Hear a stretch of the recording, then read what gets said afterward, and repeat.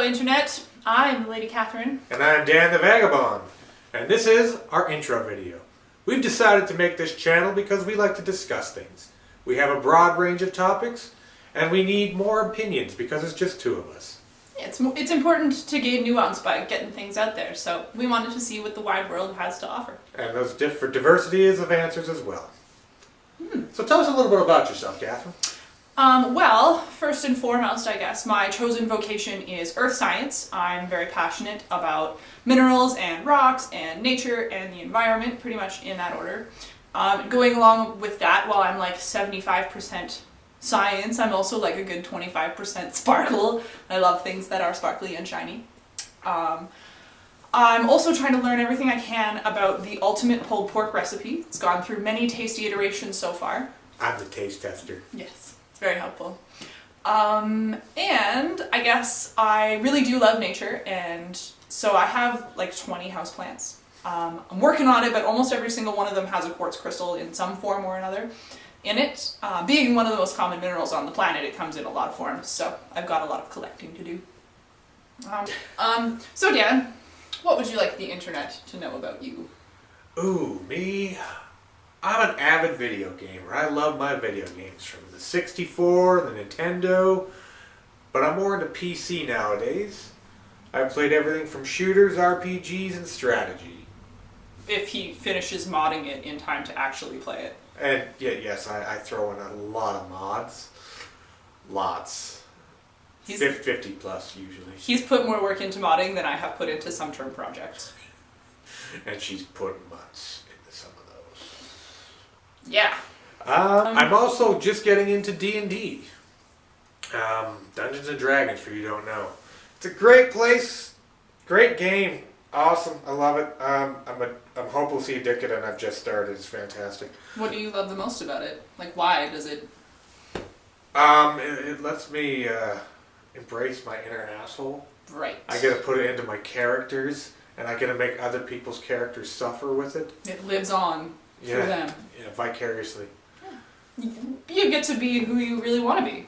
Like if you're an intellect and you've just wanted to hit something with an axe, but the laws in society don't allow you, this kind of lets you do it. Yeah. Or if you're an idiot and you've wanted to be an intellect, and here's a chance to try. Yeah. Lets you step outside your own skin for a short while. And I mean, you don't have to be smart to play the game or to be a smart character, because you can find creative solutions, which is the same thing really, because intelligence and creativity, they kind of go hand in hand. Yeah, so you develop critical thinking skills and the ability to think on your feet. Thinking. You'll get there. One day. What else? I hate technology. I am not a fan of it. I do not like phones. I do not like cameras. The only thing I have an exception for is pretty much my video games. But yeah, I will go up to the top of a mountain to avoid all of it. I throw my phone away. Just none of that. Yeah, it's kind of ironic that we're putting ourselves out here and starting a YouTube channel, because we're both a little bit introverted. Yeah. But shout out to our friend Rubens. Muy obrigado for the name. Thanks, Ruben. He's the one who gave us the idea for The Lady and the Vagabond. So. And he's a fantastic cook. He's in Brazil. If anyone needs good food, go there, ask for Ruben, and he will cook you like heaven. Yeah, we're going to spend the rest of the video just putting some icebreaker questions out there so that we can, reveal a few more things that we're interested in. So if you have any responses to our responses, please put them in the comments below, and then if they get, interesting enough, we can have another video of your responses to, or our responses to your responses to our responses. Lots of responses. Yeah, the internet tends to like to put things in a cyclical loop. Anyway, so Dan, going along with the fact that you love isolation, but you also love movies, if you were put on an island and you could only bring a few favorites with you, what would they be? So many choices. I mean, Tears of the Sun, the morality tale of that is fantastic. And the bombs, there's so many good explosions in that one. And Bruce Willis. I mean, who doesn't like Bruce Willis, right? Armageddon 2, maybe. Another Bruce Willis one. He has hair in this movie. It's so weird. That's unusual to me. I haven't seen Armageddon, though. Get out. See what I have to deal with, people? He hasn't seen The Godfather. We've got a lot of work to do. I have more work to do. You haven't seen Armageddon. It's got Liv Tyler before she was an elf. Like, she basically makes the movie. It was a simpler time. It was. Any other favorites? I mean, the list goes on and on. I mean, we got John Wick. I mean, the gun fu in that. Keanu Reeves. Love that guy. Thank you. Proud Canadian. Genuine all-around nice guy, too. Yeah. Canadians, we're great. And it has a dog. Yeah. But, I mean, we've also got all the Marvel movies. Yeah, it was only a matter of time before you mentioned superheroes. At least I didn't mention all of them. Well, Batman. that's true. Iron Man. There's a few. Just Thor. I could keep going with those ones. Decent. I mean, Thor Ragnarok. You haven't seen that one either. I have not. It's supposed to be the fun one. It's directed by Taika Waititi. I don't know who that is. Yes, you do. Do I? What We Do in the Shadows. Who? Really? The vampire guy. Oh, that's awesome. Yeah, right? Much respect. I'm glad you liked that one. I did. That was pretty funny. It was a great movie. Now I just got to introduce you to Flight of the Conchords. It's business. No. It's business time. I'm going to introduce you to Castaway because you need to learn who Wilson is. I know who Wilson is. I've just never seen the movie. You know who Wilson is, but you haven't seen the movie? I know what happens in the movie. I know how it ends. I know all the stuff about the movie. I've just never sat down and seen it. It's like Titanic. I've never seen Titanic, but I know what happens in that one too. Don't make me watch Titanic. I'm actually proud of the fact that I've never seen it. Don't look at me like that. I will make you watch Lucifer. You're going to do it anyways. Oh no. Well, my heart will go on. Just like Jerry's. That's a Rick and Morty. Yeah, that took me a second, because that's one of the cringe-worthiest episodes. Because Jerry. Because Jerry. Yeah. That's a good ground rules in the movies that Dan liked. Yeah, right? Well, how about you tell us about your 3 favorite books and why? Do I have to just pick 3? I mean, like, You only get 3. You only get 3. I only get... Okay, fine. I was allowed 9 movies because, me. You get 3 books. Does that mean I get to name so many minerals? Yes, you can name as many minerals as you want. I'm going to regret this. They'll be mineral-related videos. We'll have to start with this one. This is my first favorite book from when I was a kid. This is the National Geographic Pictorial Atlas of Our Universe. It was published in 1988, so a lot of the things in it are kind of out of date now. But one of my favorite things in this book is it has a whole bunch of what ifs in it. Like, what if aliens grew up on other planets? And according to their environments. So when I was a little kid, I was firmly convinced that I was a weird bat-eared alien from Mars. I mean, like, how cool is this guy? And then, like, the weird Jupiter aliens and stuff like that. So, yeah, first favorite book. Honorable mention has to go to Slaughterhouse-Five by Kurt Vonnegut. I love it so much I got the main line of the book tattooed on my arm in my friend's handwriting, so also shout out to Dale. I'm naming more than 3 books, there's nothing you can do about it.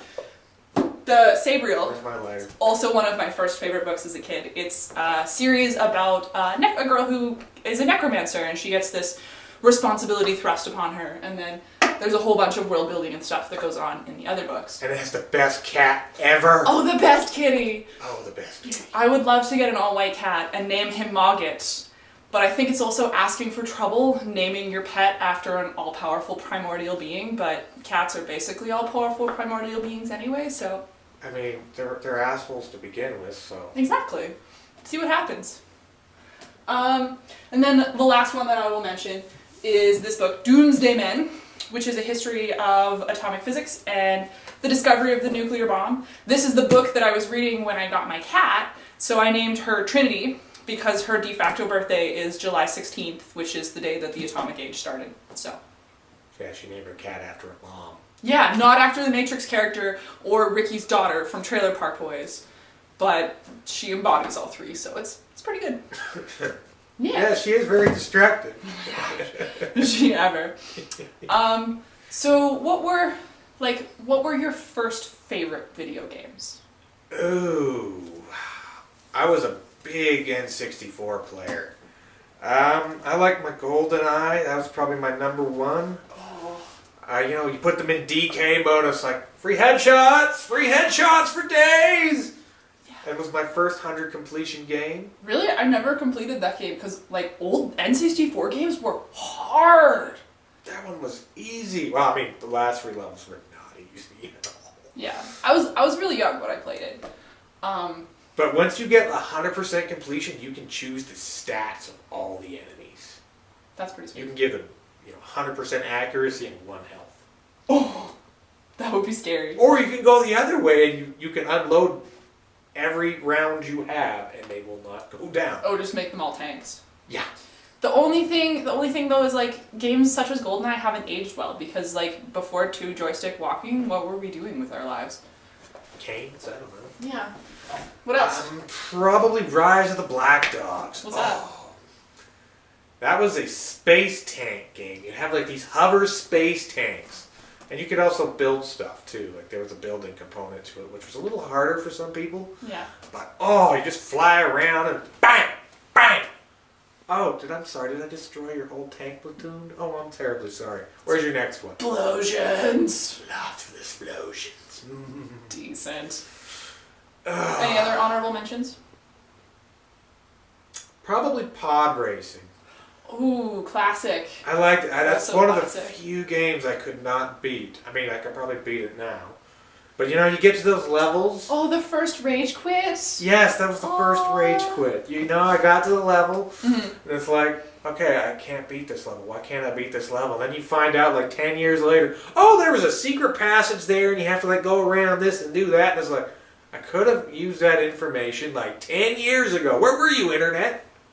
There was no internet. No, if you wanted to know how to beat a game, you either had to find a friend who knew, or go to the store and buy a physical book, Which didn't have all the information anyways. or even maps, or anything. So it was a lot harder before the days of Google. It was definitely a trying time indeed. But dang, was it satisfying.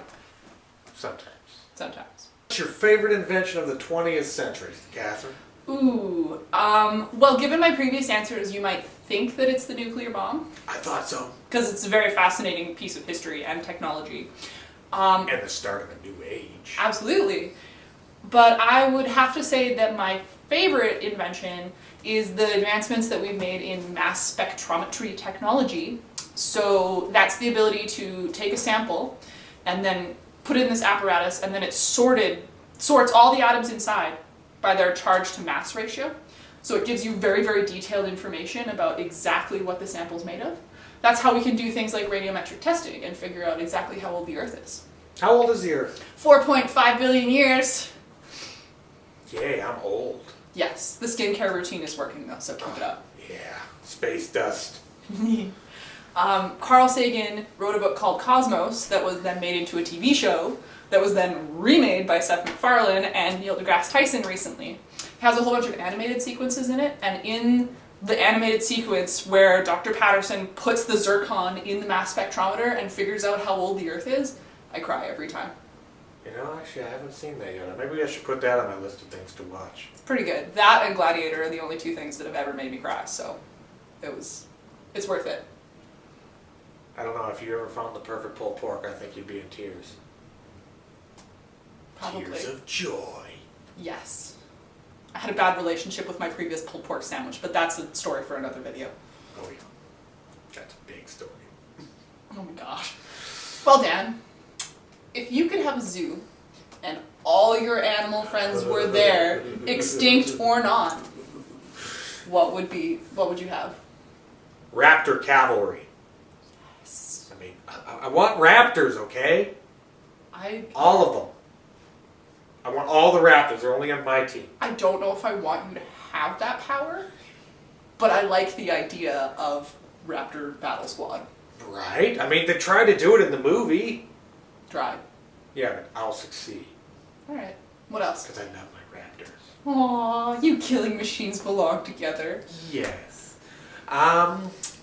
Fennec foxes, because they're just cute little demons. With them giant ears? And their big evil meat teeth. Yes. Cute, but still a killing machine. Right? Seeing a trend here? Red pandas, because, you know, everyone needs a mascot. Ooh. Well, I mean, pandas are cute, but they're overused. Yeah, pandas, no. It's a red pandas. The cutest animal in my opinion. And they will all be named Marcellus. Yeah. I gotta make you watch Pulp Fiction. Yeah, that's on the list too. Excellent. What else? Otters! Because they're always cleaning themselves. They're such clean little things. Now you just need to convince them to clean the house. So I don't have to. They're not gonna pull their weight, Dan. I'm hoping. They're like this tall. No, they're longer. I mean, I guess so. Some of them are like a meter plus. And they're cute, and they have like little rock things in their arms. That's true. It's like they have their own imaginary friends. The rock pocket? Rocky. Of course, I identify with an animal that has a rock on them at all times. Let's be real. Yeah. And all the kitties, the big ones, the little ones, the furry ones, the fat ones. Okay, so what I'm getting from this is that we need to add a bear just to round this out. So you have lions and tigers and bears. Okay, but if it's going to be a bear, it's going to be an armored bear, and that's going to be my battle bear. I'm going to ride him into battle with my raptors beside me. This is the coolest cavalry I've ever heard of. Yeah. Have you read The Golden Compass? I have not read it, but I have seen the movie. That's not the same. Don't stop right there. I've read half the book. Okay. I mean, You I should- plan to finish it. There's a society of war bears in it, so get on it. Oh, yeah. Nice. If you could have one superpower, what would it be? Ooh, I know the answer to this. It would be cartoon physics. Why? Because it's so versatile yet still silly. It's like anime physics, only more funny because, you know, you could run off a cliff and be hanging there in midair before you knew what happened to you. Or you could do what my friend has referred to as hammer space, which is where you can reach behind your back and just pull out exactly what you need for any given moment. So Is there any food back there? there is not. I'm not stocking any sandwiches or anything. Nuts. Sorry, just caffeine. I'll take some caffeine. Is this a drink break? Yeah. So I just think that's the coolest superpower. I like it. I think it's a great power. I read somewhere once, and I have to look up the citation on this, but basically the force that it would take for a being of like human weight to jump off of the air to perform a double jump, like the amount of energy that you'd have to put into the air to double jump would be enough to set the atmosphere on fire. So, cartoon physics. I'm holding out for it. So, never learn to double jump is what I'm getting out of this. Yeah, please don't end all life on Earth. Yeah, so if anyone has an idea of double jumping, just say no. Just say no. Yeah. When, fun fact about the first atomic bomb test, the scientists were actually taking bets on whether or not it would set the atmosphere on fire. I want to be part of this betting pool. But if you win, you still lose. Well, I'll be a rich corpse, I guess. Well, that pretty much wraps up our first video. We're still getting new to this, so please be gentle in the comments. But please do comment. We want to hear from you. Yeah, our style will evolve as, you know, we find our groove. We're filming this on a camera from 2009, and as someone who has opinions about cameras, that kind of kills me inside, but you're also doing a great job, little Sony buddy, so thank you. Since there are so many things that we're interested in, your input will also drive the content that we produce, so, you know. Please, yes, comment. Tell us what you want to see, and we will do it, one way or another. And then, what do you think about the next episode, Catherine? What do you think we should do? well, I'm a big fan. I'm a big fan of Bruce Willis. I have physical proof that my favorite movie in grade 3 was Die Hard with a Vengeance. Oh, yeah. So there was no hope for this one from an early age. But I haven't seen Armageddon, and I really feel like I'm missing out, so Perfect. let's watch that one. That's what we're going to do. We're going to do Armageddon next. So stay tuned. And if you want to subscribe, bottom corner. And we'll see you next time. Bye.